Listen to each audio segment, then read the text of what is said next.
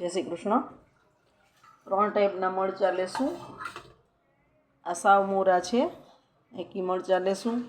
આ તો તીખા જ આવે છે એકદમ સરસ, અને આ મીડિયમ તીખા નાના નાના મરચાં આવે છે। કટ કરી લેશું। પહેલાં મરચાં સુધારી લીધા છે, આમાં ચીરિયા કરી લીધા છે, અને આની 4 ચીરું કરી લીધી છે। 100 ગ્રામ રાઈના કુરિયા લેશું। 1 ચમચી મીઠું લેશું। બીજી 5 ચમચી, 1.25 ચમચી લેશું મીઠું। 1 ચમચી હળદર લેશું।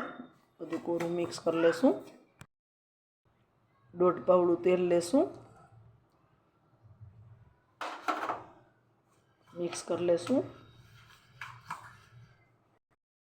કરી લીધું છે। તેલ વધારે નથી નાખવાનું, નીતરે એવું, બસ આ રીતે જ એટલું જ નાખવાનું છે। 1 લીંબુનો રસ નાખી દેશું, મિક્સ કરી લેશું। હવે આપણે આ મરચાં છે એ ભરી લેશું।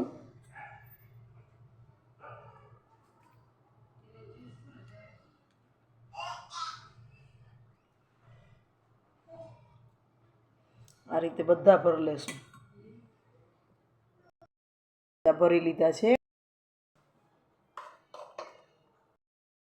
બંને મરચાંમાં આપણે 5 ચમચી મીઠું નાખશું। મિક્સ કરી અને 5 મિનિટ રહેવા દેશું। મીઠું ભળી ગયું છે।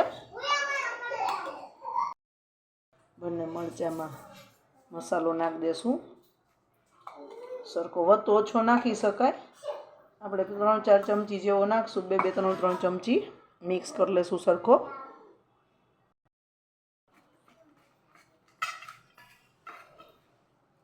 બંને મિક્સ કરી લેશું। મરચાં ભેરવાઈ ગયા છે, સર્વ કરી દેશું। તાજા ખાવા માટે શિયાળામાં બહુ મજા આવે છે। જો રાઈના કુરિયાનો મસાલો વધે તો ફ્રીજમાં સ્ટોર કરી શકીએ, આમાં કાંઈ થાય નહીં, અને જ્યારે તાજા ભેળા હોય ત્યારે આને કંઈ વાર નથી લાગતી। તો તૈયાર છે આપણા તાજા ખાવા માટે રાયતા મરચાં તૈયાર એકદમ। રોટલી, ભાખરી, પરોઠાને જમવામાં તો સરસ જ લાગે છે। એકવાર જરૂરથી ટ્રાય કરજો। જય શ્રી કૃષ્ણ।